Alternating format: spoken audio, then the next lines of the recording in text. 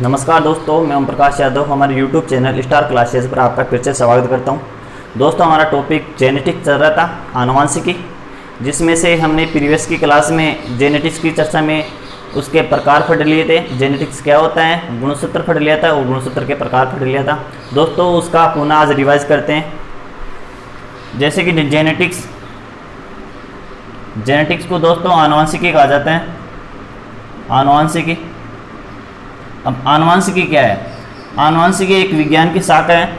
इसके अंतर्गत सजीवों के लक्षणों की वंशागति एवं विभिन्नता का अध्ययन करते हैं, उसे आनुवंशिकी कहा जाता है। दूसरे शब्दों में बात करूं कि आनुवंशिकी क्या है, कि विज्ञान की वह शाखा जिसमें आनुवंशिक लक्षणों का अध्ययन करते हैं, उसे आनुवंशिकी कहा जाता है। इसी प्रकार हमने पढ़ा था कि आनुवंशिकी को सबसे पहले इनकी आनुवंशिकी का जनक किसे कहा जाता है? ग्रेगर जॉन मेंडल को कहा जाता है। और आनुवंशिकी सबसे पहले किसने दिया था? डब्ल्यू वाटसन ने दिया था दोस्तों। और जेनेटिक्स नाम सबसे पहले किसने दिया था? बेडसन ने दिया था। ठीक है। और आनुवंशिकी किसे कहते हैं? इसे आनुवंशिक लक्षणों का अध्ययन करते हैं आनुवंशिकी के अंतर्गत।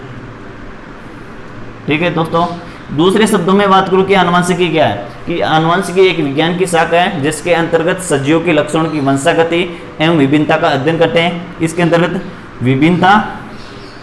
विभिन्नता एवं वंशागति का अध्ययन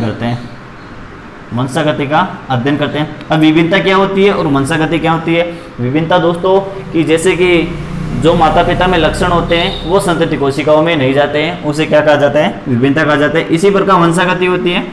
वंशागति दोस्तों जैसे कि माता पिता होता है, माता पिता से जो लक्षण संतति कोशिका में जाते हैं, जैसे कि किसी का पिता लंबा है तो उसका पुत्र भी कैसा होगा? लंबा होगा।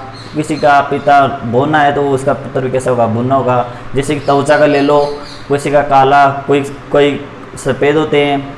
आँखों का रंग देख लो, बालों का देख लो, किसी प्रकार से देख लो। जैसे कि किसी भी माता पिता में जो लक्षण होते हैं वो संतति कोशिकाओं में जाते हैं विभिन्नता के अंतर्गत, वंशागति के अंतर्गत। अब वंशागति का नाम, इनको वंशागति शब्द सबसे पहले किस वैज्ञानिक ने दिया? वंशागति शब्द सबसे पहले सिम्फर नामक वैज्ञानिक ने दिया था दोस्तों। सिम्फर नामक वैज्ञानिक ने दिया था। ठीक है दोस्तों, इतनी बात कर ली थी दोस्तों। और इसमें गुणसूत्र के प्रकार पढ़ लिए थे कि गुणसूत्र होते हैं 46 मनुष्य में, और उसके दो प्रकार होते हैं। ऑटोसोम होता है, एक एलोसोम होता है। लिंग गुणसूत्र होता है, एक एलिंग गुणसूत्र होता है। इनके बारे में पढ़ लिया था दोस्तों। आज दोस्तों पढ़ते हैं कि मेंडल ने मटर के पादप पर रिसर्च किया था, इसके बारे में पढ़ते हैं।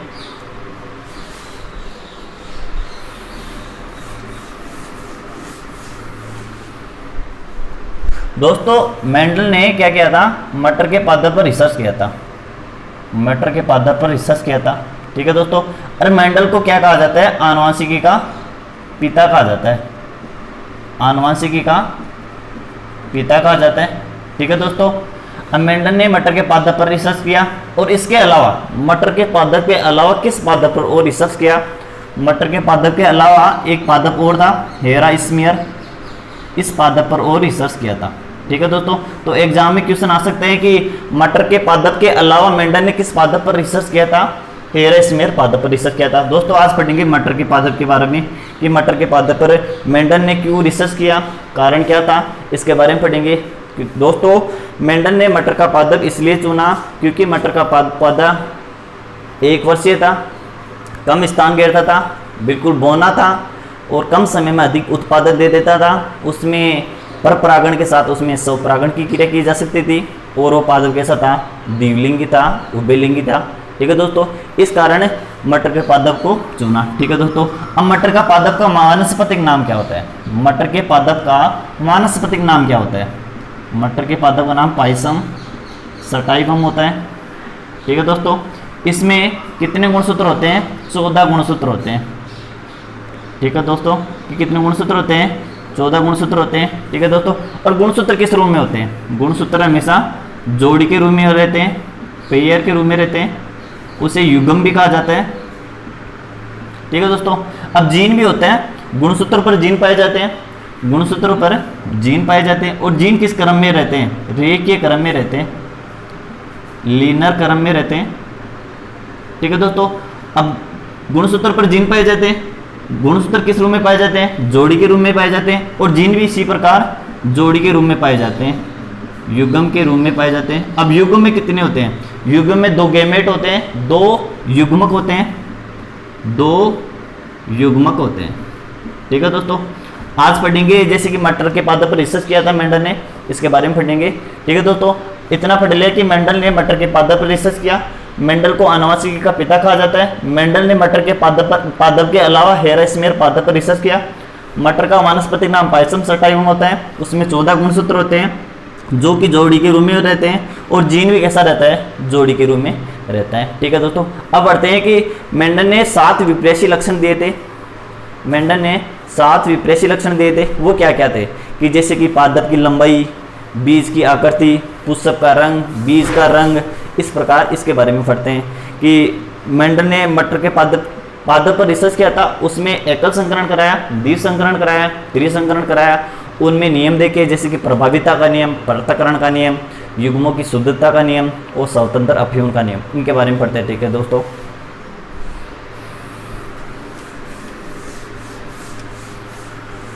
दोस्तों, एग्जाम में एक क्वेश्चन हो रहा था कि कैसे आता है कि मेंडल के नियमों की पुनः खोज किसने की थी? कि मेंडल के नियमों की पुनः खोज किसने की थी? मेंडल के नियमों की पुनः खोज 3 वैज्ञानिक थे। मेंडल के नियमों की पुनः खोज करने वाले 3 वैज्ञानिक थे। पहला वैज्ञानिक था ह्यूगो डीब्रिज था। दूसरा वैज्ञानिक था कॉल कोरेंस था। और तीसरा था वॉन सेरमॉक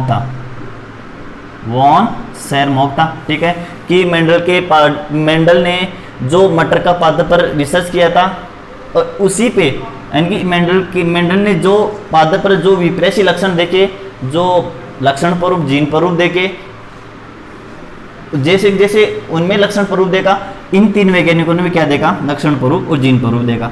ठीक है, तो मेंडल के नियमों की पुनः खोज किन वैज्ञानिकों ने की? ह्यूगो डीब्रिज ने की, कॉल कोरेंस ने की और वॉन सेरमॉक ने की। ठीक है दोस्तों, अब पढ़ते हैं कि मटर के पादप में एकल संकरण कराया, द्विसंकरण कराया और त्रिसंकरण कराया, और प्रभाविता का नियम, ये नियम दिए थे मेंडल ने, इनके बारे में पढ़ते हैं। दोस्तों, इससे पढ़ने से पहले आपको 3 बातें याद रखनी चाहिए कि क्या क्या है। जैसे कि पहली बात, जैसे कि लंबाई होती है, लंबाई के ओनली 2 ही कारक होते हैं, लंबा या बोना। लंबाई के 2 ही कारक होते हैं, एक तो होगा लंबा, एक होगा बोना। मनुष्य में लिंग निर्धारण पढ़ा था, जिसमें से नर को क्या माना था? XY माना था, और मादा को XX माना था। और मेंडल ने मटर के पादप पर रिसर्च किया था, उसमें अलग अलग जैसे कि नियमों के अनुसार अलग अलग निरूपित किए। जैसे कि लंबे कारक को T से दर्शाया, कैपिटल T से, और बोने कारक को स्मॉल t से दर्शाया। ठीक है, तो लंबा कारक एक कैसा है? बोना कारक है। ठीक है, अब इसी प्रकार दूसरी बात, एक होता है समयुग्मजी, एक होता है विषमयुग्मजी।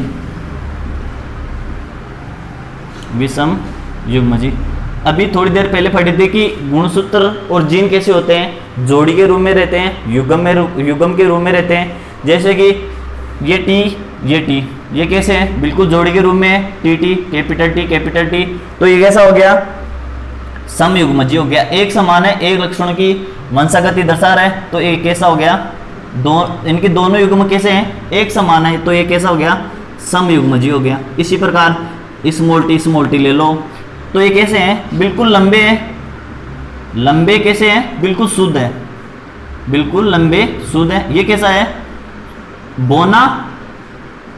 बोना शुद्ध है, बिल्कुल इसमें कोई अलग वेराइटी नहीं है, अलग कोई इसमें कोई युग्मक नहीं मिला हुआ है, तो ये कैसे हैं? शुद्ध है। आर ले लो, वाई ले लो, ये कैसे हैं? बिल्कुल शुद्ध है, समयुग्मजी है। अभी समयुग्मजी में क्या होगा कि इस टी के साथ ये टी मिक्स हो जाएगा, इनकी एक लंबा कारक आ जाएगा, एक बोना कारक आ जाए, तो ये कैसे हो जाएगा?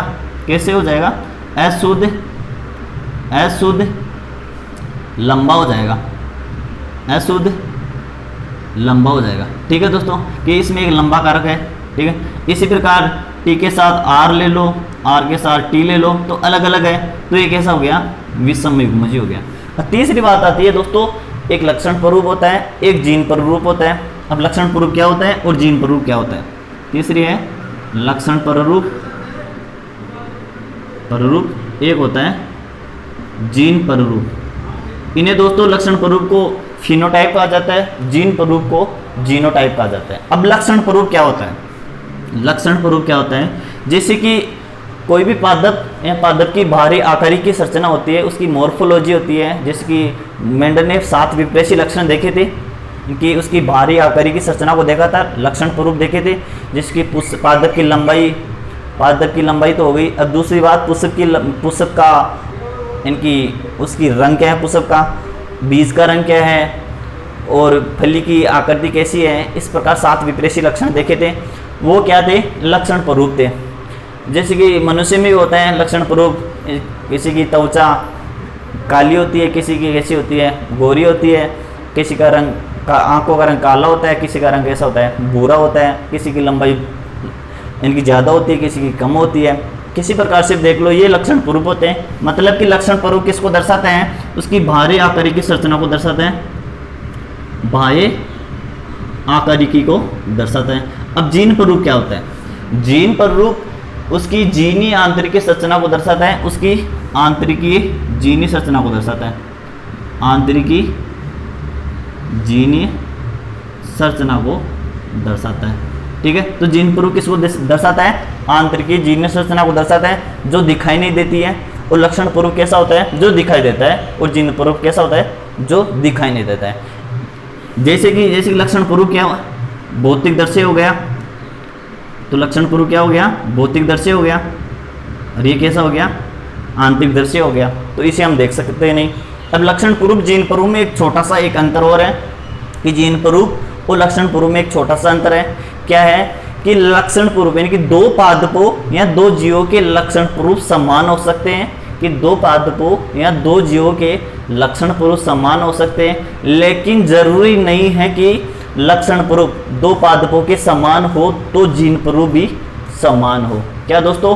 कि 2 पादपों या 2 जीवों के लक्षण प्ररूप समान हो सकते हैं, लेकिन जरूरी नहीं है कि 2 पादपों या 2 जीवों के लक्षण प्ररूप समान हो तो जीन प्ररूप भी क्या हो? समान हो। ये जरूरी नहीं है।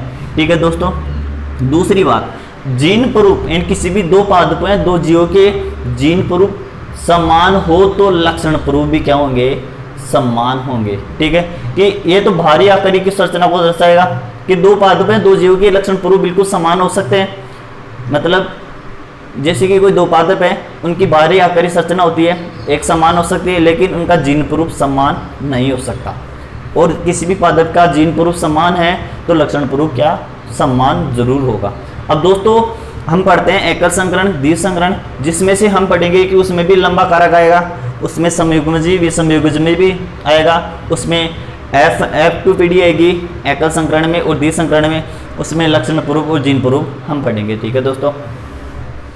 अब लंबाई का कारक 2 ही होता है, एक लंबा होता है, एक बौना होता है। लंबाई के कारक को T से दर्शाते हैं और बौने कारक को स्मॉल t से दर्शाते हैं। ये 2 युग्मक एक समान हो उसको समयुग्मजी कहा जाता है, और 2 युग्मक अलग अलग हो उसे विषमयुग्मजी कहा जाता है। लक्षण प्ररूप किसी भी पादप या जीव की उसकी बाहरी आकारिक की संरचना होती है, और जीन प्ररूप क्या होता है?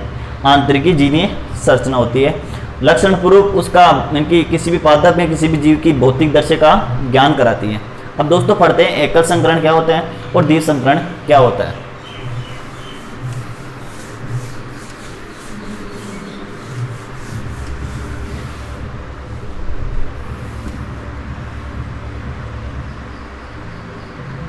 एकल संकरण।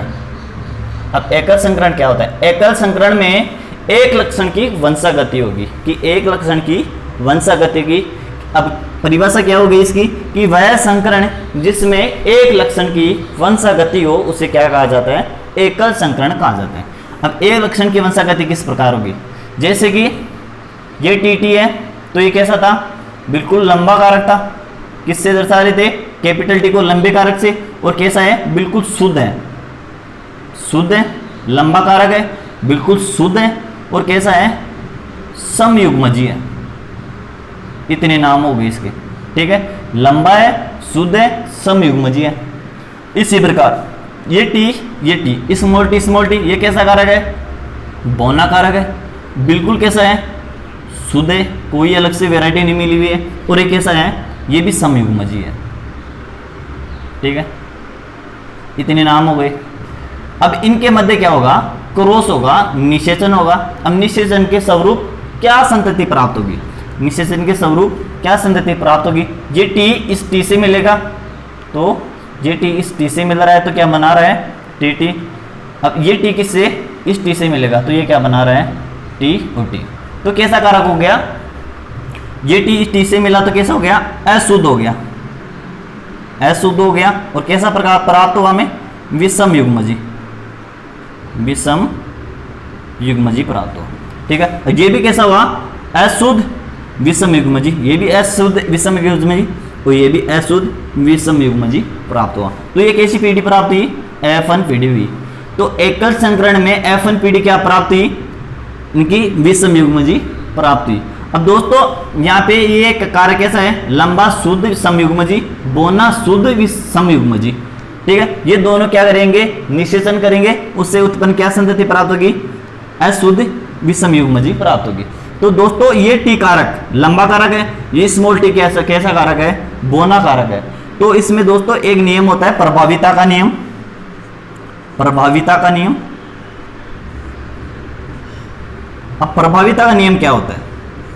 प्रभाविता का नियम जैसे कि लंबा कारक इस टी कारक के लक्षणों को दबा देगा, कि इस टी के इनकी इस बोने कारक के लक्षणों को दबा देगा, इनके लक्षणों को प्रकट होने नहीं देगा, खुद के लक्षणों को क्या? प्रकट होने देगा।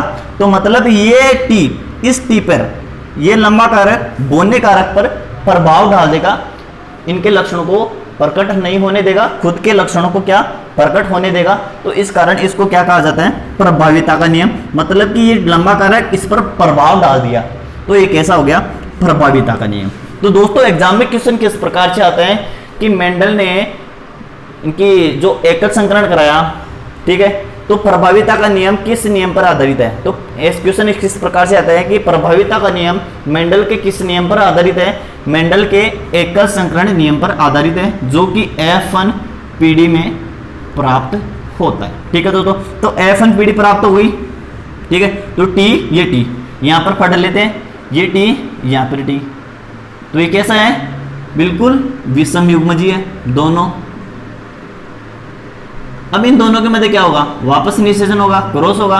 अब निषेचन के फलस्वरूप क्या बनेगी? संतति, नई संतति। ये टी इस टी से क्रिया करेगा, तो ये क्या बना देगा? टी टी बना देगा। अब ये टी इस टी से क्रिया करेगा, ये टी टी, इसी प्रकार ये करेगा। ये चार संतति प्राप्त हो जाएगी, ये चार संतति प्राप्त हो जाएगी, जिसे कहा जाता है F2 पीढ़ी, जिसे F2 पीढ़ी कहा जाता है। तो ये कैसा प्राप्त हो गया? बिल्कुल लंबा है, लंबा है, बिल्कुल शुद्ध है, लंबा है, शुद्ध है, और कैसा है? समयुग्मजी है। ठीक है, इसी प्रकार ये कैसा है? अशुद्ध है, और किस प्रकार है? विषम युग्मजी है। ये भी कैसा है? अशुद्ध विषम युग्मजी। ये कैसा है? शुद्ध, शुद्ध, बिल्कुल लंबा का बोना कारक है, बोना कारक है, और कैसा है? समयुग्मजी है। दोस्तों एक चीज दिखाई दे रही होगी आपको कि F1 पीढ़ी में ये संतति प्राप्त हुई थी और F2 पीढ़ी में ये संतति प्राप्त होती है। तो दोस्तों ये लक्षण, ये यहाँ पर ये F2 पीढ़ी में ये लक्षण प्राप्त हुए, अलग अलग प्राप्त हो गए। ये टी अलग चला गया, मतलब लंबा कारक अलग चला गया, ये स्मॉल टी अलग कारक, इनकी ये कारक होता है, जीन को कारक भी कहा जाता है दोस्तों। तो ये कारक अलग चला गया, कि अपने अपने लक्षणों को F2 पीढ़ी में जो ये जनक होते हैं अलग अलग दर्शा देते हैं, इनके अपने अपने लक्षणों को क्या? अलग अलग प्रकट होने दे देते हैं। तो F2 पीढ़ी में ये संतति प्राप्त हो गई, चार संतति प्राप्त हो गई। तो इसमें मेंडल ने जो लक्षण प्रूफ देखा और जीन प्रूफ देखा वो किस प्रकार था? यहाँ पे लंबा कारक है टी टी, यहाँ पर कैसा है? ये बोना कारक है, ये हाइब्रिड प्राप्त हो गई संतति। ठीक है दोस्तों, तो F2 पीढ़ी में ये संतति, ये जनक होते हैं अलग अलग लक्षण प्रकट कर देते हैं। इसे कहा जाता है दोस्तों पृथक्करण का नियम, इसे पृथक्करण का नियम, पृथक्करण का नियम या युग्मों की शुद्धता का नियम कहा जाता है। ये युग्म की होती है दोस्तों, ये युग्मक है, ये टी, ये युग्मक है, तो अलग अलग अपने प्रभाव डाल दिए F2PD में, तो इसे कहा जाता है युग्मों की शुद्धता का नियम, युग्मों की शुद्धता का नियम। ठीक है दोस्तों, अब हमने एक चीज पढ़ी थी, लक्षण स्वरूप और जीन स्वरूप। लक्षण स्वरूप किसको दर्शाता है? किसी भी पादप या किसी भी जीव की उसकी मॉर्फोलॉजी को दर्शाता है, बाहरी आकारिक की संरचना को दर्शाता है, भौतिक दृश्य का ज्ञान कराता है। और जीन स्वरूप किसको दर्शाता है? जीन की आंतरिक की संरचना को दर्शाता है। ठीक है, अब लक्षण स्वरूप और जीन स्वरूप प्राप्त होता है। तो मेंडल ने एकल संकरण में जो F2PD प्राप्त हुई उसमें लक्षण स्वरूप और जीन स्वरूप देखा, वो किस प्रकार है? एक था लक्षण स्वरूप, उसे कहा जाता है फिनोटाइप, और एक था जीन स्वरूप जिसे जीनोटाइप कहा जाता है। ठीक है, अब लक्षण स्वरूप जीन स्वरूप बता दिया कि क्या होता है। अब लक्षण स्वरूप में ये लंबा कारक है, ठीक है, ये लंबा कारक इसमें भी है, इसमें भी लंबा कारक है, ये भी लंबा कारक है। अच्छी तरीके से हमें दिखाई दे रहा है, बिल्कुल भौतिक दृश्य का ज्ञान करा रहा है। ये स्मॉल टी है, ये भी अच्छी तरीके से दिखाई दे रहा है। तो इसमें कितने कैपिटल टी है, कितने लंबे कारक? 3 है। इनके लंबे कारक कितने? 1 2 3, तो लंबे कारक कितने हैं? 3 है। तो एक बोना कारक है, 1 हो गया। ठीक है, तो लक्षण स्वरूप क्या प्राप्त होता है F2PD में? 3:1 प्राप्त होता है। इसी प्रकार जीन स्वरूप जीन की इनकी आंतरिक संरचना को दर्शा रहा है। जैसे कि ये अलग हो गया, टी अलग हो गया, अपने अपने लक्षण दर्शा दिया। ये कैसा हो गया? स्मॉल टी अलग अलग हो गया। तो ये एक अलग अलग है, ये भी एक अलग अलग है। ये हाइब्रिड है, 2 अलग ही है, तो कैसा हो गया? ये ऐसा हो गया।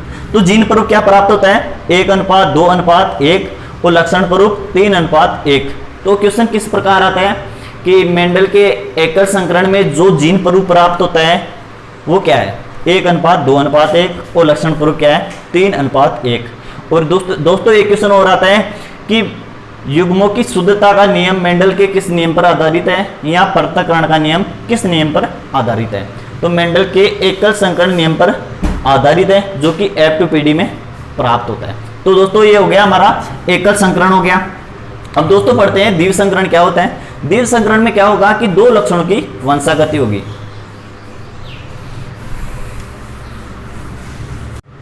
दोस्तों पढ़ते हैं द्विव संकरण। अब द्विव संकरण क्या होता है? द्विव संकरण उस संकरण को कहा जाता है कि वह संकरण जिसमें 2 लक्षणों की वंशागति हो उसे द्विव संकरण कहा जाता है। तो इसमें 2 लक्षणों की वंशागति होती है, 2 लक्षणों की वंशागति होती है। ठीक है दोस्तों, कैसे? इसमें किस किस प्रकार से युग्म भाग लेते हैं? जैसे कि ये बड़ा वाई आर आर, तो ये एक लक्षण हो गया। इसी प्रकार 2 लक्षण, दूसरा छोटा वाई और छोटा आर, तो ये 2 प्रकार के अलग अलग लक्षण हैं। तो 2 लक्षणों की क्या हो रही है? वंशागति हो रही है। इसमें से एक वाई और एक आर आ जाएगा, और इसमें से छोटा वाई और छोटा आर हो जाएगा। ठीक है दोस्तों, अब इसमें ये क्या करेंगे? आपस में मिलान करेंगे, आपस में संयोग करेंगे, तो क्या प्राप्त हो जाएगा?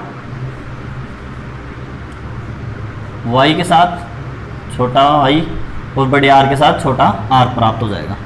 ठीक है, तो ऐसी एक संतति प्राप्त हो जाएगी, ये F1PD प्राप्त हो जाती है। ठीक है, अब ऐसी अलग एक और इनकी एक लक्षण और वंशागत रहता है, तो इसमें एक और लक्षण वंशागत हो जाएगा, इनकी एक वाई आर हो जाएगा और एक और बन जाएगा।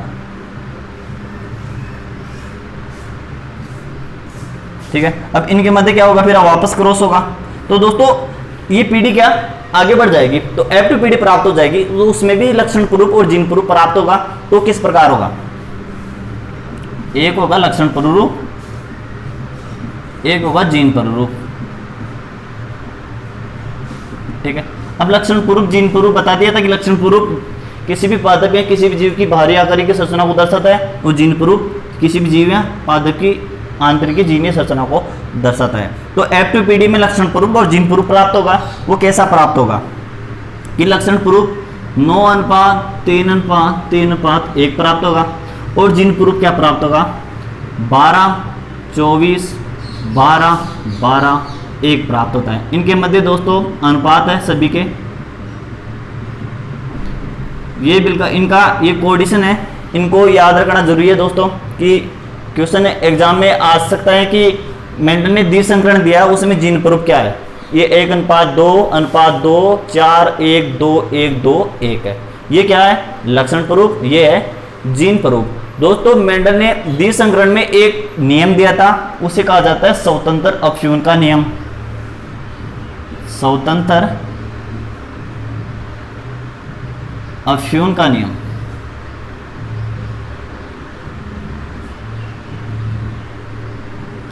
ये नियम दोस्तों जैसे कि उसमें क्या हो रहा था, युग्मों की शुद्धता का नियम हो रहा था, बिल्कुल पृथक हो रहे थे उसमें अलग अलग युग्म।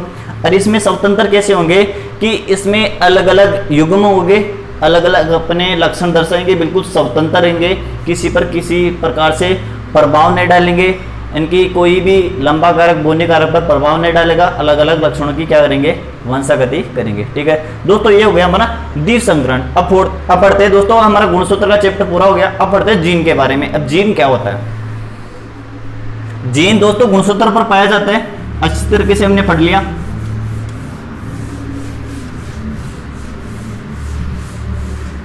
और एग्जाम की दृष्टि से भी बहुत इंपॉर्टेंट है जीन। दूसरा टॉपिक हमारा जीन। जीन हिंदी में भी जीन ही कहा जाता है। अब जीन क्या है, इसके प्रकार क्या है, इनके बारे में पढ़ते हैं। जीन दोस्तों, जीन शब्द के बारे में, इस जीन वर्ड के बारे में सबसे पहले जोहानसन वैज्ञानिक ने बताया था। जोहानसन वैज्ञानिक ने बताया था। कब बताया था दोस्तों? 1909 में बताया था। ठीक है, तो जीन शब्द के बारे में जोहानसन वैज्ञानिक ने बताया, 1909 में बताया। और एक सिद्धांत दिया कि एक सिद्धांत था, वो सिद्धांत किसने दिया कि सिद्धांत का नाम था एक जीन एक एंजाइम। एक जीन एक एंजाइम सिद्धांत। दोस्तों ये सिद्धांत किसने दिया? ये सिद्धांत दोस्तों बीडल एवं टोटम ने दिया था। बीडल एवं टोटम ने दिया था। तो एक जीन एक एंजाइम सिद्धांत किसने दिया? बीडल टोटम ने दिया। जीन शब्द सबसे पहले किसने दिया? जोहानसन ने दिया, 1909 में दिया। ये कब दिया? 1941 में दिया ये सिद्धांत। ठीक है, तो ये सिद्धांत क्या था कि हमने पढ़ा कि गुणसूत्र होता है, गुणसूत्र आनुवंशिक लक्षणों की स्थानांतरण की इकाई होती है गुणसूत्र। और जीन क्या होता है कि आनुवंशिक लक्षणों की मुख्य इकाई होती है। आनुवंशिक लक्षणों की क्या होती है? वो तो स्थानांतरण की इकाई होती है, ये क्या है? मुख्य इकाई है। तो जीन किस पर पाए जाते हैं? गुणसूत्र पर पाए जाते हैं, तो ये मुख्य इकाई होगी। तो आनुवंशिक लक्षणों की क्या मुख्य इकाई होती है? जीन। आनुवंशिक लक्षणों की मुख्य इकाई होती है जीन। ठीक है, अब जीन किस पर पाए जाते हैं? गुणसूत्रों पर पाए जाते हैं। गुणसूत्रों पर क्या पाए जाते हैं? जीन पाए जाते हैं। और जीन किस क्रम में रहते हैं? गुणसूत्र पर तो पाए जाते हैं, ये गुणसूत्र हो गया, तो ये इस पर ये जीन हो गए। ठीक है दोस्तों, तो किस क्रम में रहते हैं? बिल्कुल रेखीय क्रम में रहते हैं, रेखीय क्रम में या लीनियर क्रम में रहते हैं। ठीक है दोस्तों, अब गुणसूत्रों पर जीन पाए जाते हैं। अब मनुष्य में गुणसूत्र कितने होते हैं? 46 गुणसूत्र होते हैं। इन 46 गुणसूत्रों पर 30,000 जीन पाए जाते हैं। इन 46 गुणसूत्रों पर कितने जीन पाए जाते हैं? 30,000 जीन पाए जाते हैं। मतलब इन 46 टुकड़ों पर अलग अलग प्रकार के जीन पाए जाएंगे। इनके जीन के भी प्रकार होते हैं, जैसे कि सिस्ट्रोन, रिकॉन, म्यूटोन, इनके प्रकार होते हैं। ये अलग अलग प्रकार पाए जाएंगे। वो कितने होंगे? 30,000। तो इन 46 गुणसूत्रों पर 30,000 जीन पाए जाते हैं। जिनमें से जो फर्स्ट गुणसूत्र होता है, 1 नंबर का गुणसूत्र होता है, उस पर सर्वाधिक गुणसूत्र पाए जाते हैं। मैक्सिमम गुणसूत्र पाए जाते हैं। कितने पाए जाते हैं? 2968 जीन पाए जाते हैं। तो ये कैसा हो गया? सर्वाधिक हो गया। ठीक है दोस्तों, एक गुणसूत्र है वाई गुणसूत्र। एक गुणसूत्र है वाई गुणसूत्र, इस पर सबसे कम गुणसूत्र पाए जाते हैं, बिल्कुल कम पाए जाते हैं। 231 जीन पाए जाते हैं, सबसे कम पाए जाते हैं।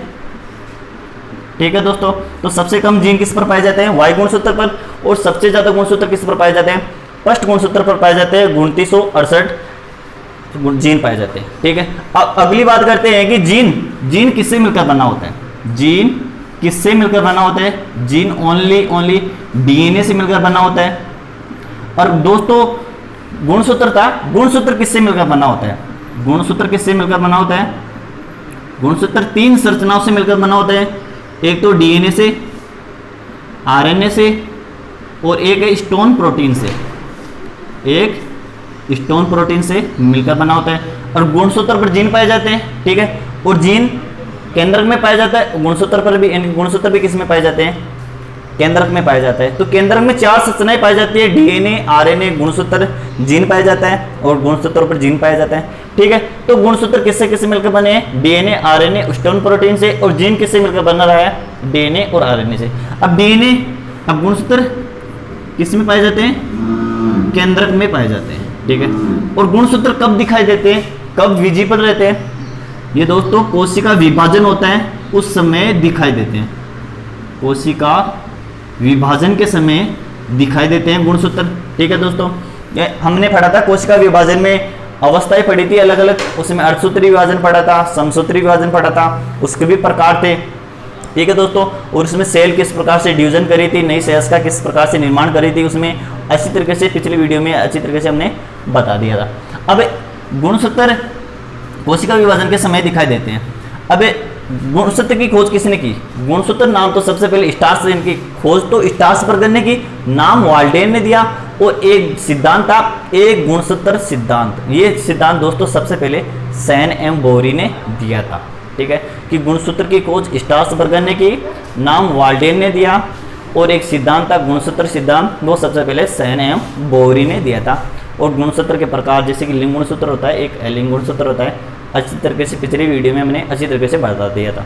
आज पढ़ते हैं जीन के बारे में। अब जीन के बारे में इतना हमने पढ़ लिया, उसके बारे में दोबारा से रिवाइज करा देता हूँ। जीन शब्द के बारे में सबसे पहले जॉनसन वैज्ञानिक ने बताया 1909 में। एक जीन एक एंजाइम सिद्धांत सबसे पहले बीडल एम टोटम ने दिया 1941 में। जीन आनुवंशिक लक्षण की मुख्य इकाई होती है।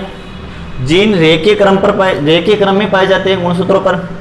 गुणसूत्रों की संख्या मनुष्य में 46 होती है, उसमें उस पर 30,000 जीन पाए जाते हैं। जो कि फर्स्ट गुणसूत्र होता है उस पर सर्वाधिक गुणसूत्र होता है 2968।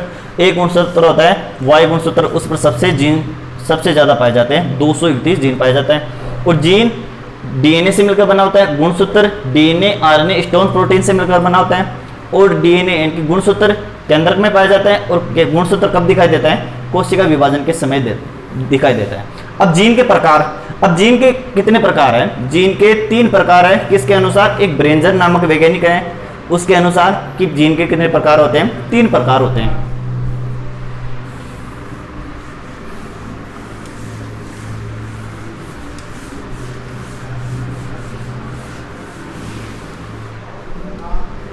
कि जीन के 3 प्रकार होते हैं, किसके अनुसार, ब्रेंजर नामक वैज्ञानिक के अनुसार।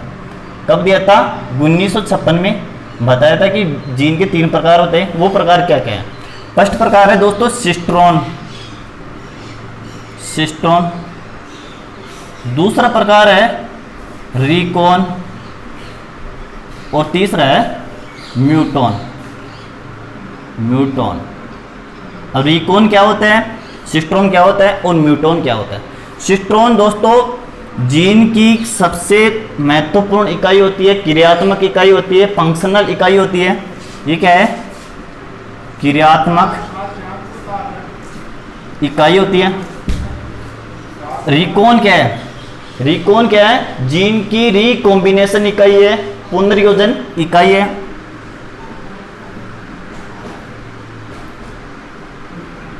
पुनर्योजन इकाई है। इसी प्रकार म्यूटोन क्या है, म्यूटोन जीन की म्यूटेशन इकाई है। म्यूटेशन इकाई को कहा जाता है उत्परिवर्तन इकाई, उत्परिवर्तन इकाई। ठीक है दोस्तों, अब ये क्या होती है, अब क्रियात्मक इकाई क्यों कहा जाता है, कि जीन में महत्वपूर्ण है कि क्रिया का, कार्य का, किसका कार्य होता है कि जीन ये 3 प्रकार होते हैं जीन के अलग अलग, जिसमें से सबसे ज्यादा क्रिया अलग अलग किसके द्वारा होती है? सिस्टोन के द्वारा होती है। ये सबसे बड़ी इकाई होती है, सबसे बड़ी इकाई होती है। ये दोस्तों ये मध्य की इकाई होती है, मीडियम इकाई होती है। ये होती है सबसे छोटी इकाई, ये होती है सबसे छोटी इकाई। अब पुनर्योजन इकाई क्यों कहा जाता है, रिकॉम्बिनेशन इकाई क्यों कहा जाता है? दोस्तों इस इकाई में जीनों का आदान प्रदान होता है, अदला बदली होती है जीनों की। तो जीनों का क्या होता है? इस पर आदान प्रदान होता है, आदान प्रदान होता है, जिसे कहा जाता है क्रॉसिंग और जीन विनिमय। क्रॉसिंग और या जीन विनिमय कहा जाता है उसे, ठीक है। तो ये क्रॉसिंग ओवर या जीन विनिमय कहा जाता है किस इकाई को? रिकॉन इकाई को। अब उत्परिवर्तन इकाई, इसको कहा जाता है म्यूटेशन इकाई, उत्परिवर्तन इकाई। अब उत्परिवर्तन इकाई क्या होती है कि जीनों में, जैसे कि मनुष्य में 46 गुणसूत्र होते हैं, एक नर में से 23 गुणसूत्र आते हैं और मादा में से भी 23 गुणसूत्र आते हैं। ऐसा तो होता ही नहीं कि 46 में से 23 फिक्स होंगे वो ही आएंगे, ऐसा तो होता नहीं कि 23 में से 46 में से 23 फिक्स होते हैं वो ही आते हैं। इनकी फिक्स होते हैं वो तो आते नहीं, अलग कोई सा भी किस प्रकार से भी आ सकता है। तो जीनों में जो आने वाला होता है वो तो आता नहीं और दूसरा जीन आ जाता है, तो उसमें क्या होता है कि जो संतति में जो लक्षण देखे जाते हैं वो अलग ही परिवर्तन होता है, इनके अलग ही लक्षण प्राप्त होते हैं। तो अचानक परिवर्तन की जीनों में इनकी फेर होने के कारण जो लक्षण प्राप्त होते हैं बिल्कुल उत्परिवर्तन के कारण होता है, इस जीन के कारण होता है, बिल्कुल म्यूटोन जीन के कारण होता है। तो उत्परिवर्तन इकाई किस जीन के द्वारा होती है? म्यूटेन इकाई के, म्यूटोन जीन के द्वारा होती है। इस उत्परिवर्तन की खोज सबसे पहले दोस्तों ह्यूगो डिवरीज ने की थी। ह्यूगो डिवरीज ने क्या की थी? उत्परिवर्तन की खोज की थी, ठीक है दोस्तों। अब क्रॉसिंग ओवर जीन विनिमय हमने पढ़ा था कि जब कोशिका विभाजन पढ़ा था उसमें 2 प्रोसेस पढ़ी थी, एक तो मियोसिस था, एक था माइटोसिस। मियोसिस दोस्तों समसूत्री विभाजन था और माइटोसिस क्या था? अर्धसूत्री विभाजन था। अब अर्धसूत्री विभाजन था, माइटोसिस था, मियोसिस था अर्धसूत्री विभाजन। मियोसिस को अर्धसूत्री विभाजन कहा जाता है, अर्धसूत्री विभाजन, ठीक है। अब अर्धसूत्री विभाजन 2 प्रकार था, अर्धसूत्री विभाजन के 2 प्रकार थे, एक तो फर्स्ट और दूसरा था सेकंड। अब फर्स्ट में क्या हो रहा था? फर्स्ट के भी 4 प्रकार थे, जिसमें से एक तो प्रोफेज थी, मेटाफेज, एनाफेज और टीलोफेज। अब प्रोफेज फर्स्ट थी, जो प्रोफेज फर्स्ट थी, प्रोफेज फर्स्ट, जिसको पूर्व अवस्था प्रथम कहा जाता है। इसके भी कितने प्रकार थे? 5 प्रकार थे। इसके भी कितने प्रकार थे? 5 प्रकार थे। अब 5 प्रकार में कौन कौन से हैं? पहला था लेप्टोटीन, दूसरा था जाइगोटीन और तीसरा था पेकाइटिन या पेकिटीन और फोर्थ था डिप्लोटीन और 5 था डाइकाइनेसिस, ठीक है दोस्तों। ये 5 प्रकार थे किसके?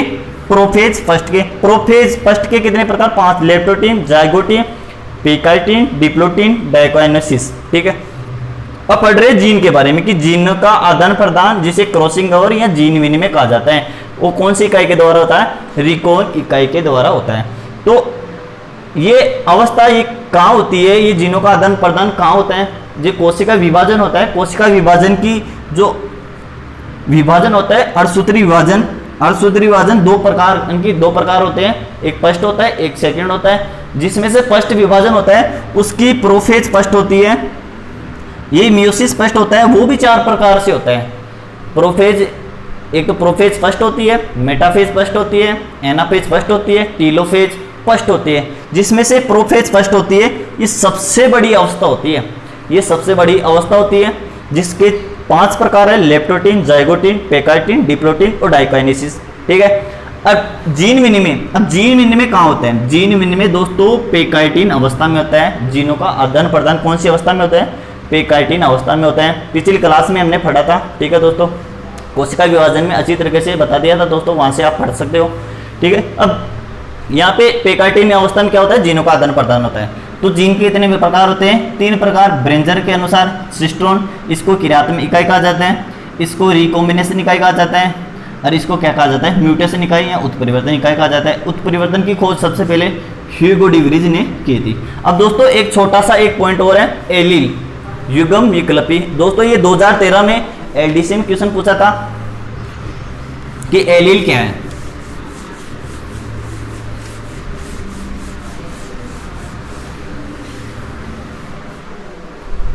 एक छोटा प्रकार है बिल्कुल एलील, फिर हमारा चैप्टर हो जाएगा पूरा आनुवांशिकी, पूरा चैप्टर हो जाएगा एलील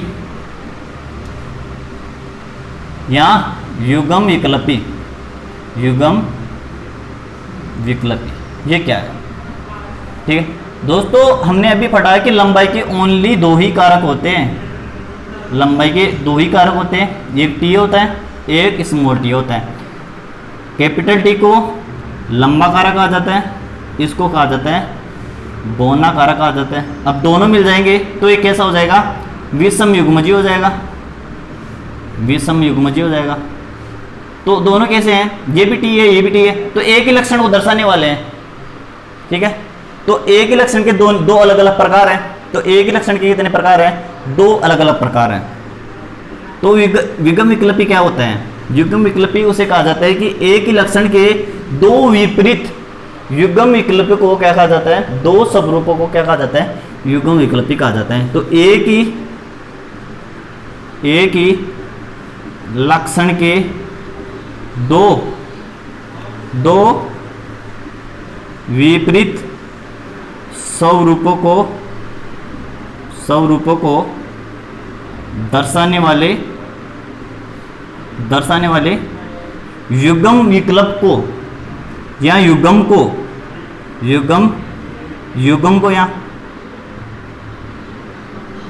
क्या कहा जाता है, युग्म विकल्पी कहा जाता है या एलील कहा जाता है। कि एक ही लक्षण के 2 विपरीत स्वरूप को दर्शाने वाले युग्म को क्या कहा जाता है, एलील कहा जाता है, ठीक है दोस्तों। ये हो गया हमारा एलील। अब ये पूरा जेनेटिक्स टॉपिक हमारा पूरा हो गया, ठीक है दोस्तों ये आपको अच्छा लगता है तो आप सब्सक्राइब कीजिए, शेयर कीजिए, लाइक कीजिए और हमारी वीडियो को ज़्यादा से ज़्यादा शेयर कीजिए। थैंक यू दोस्तों।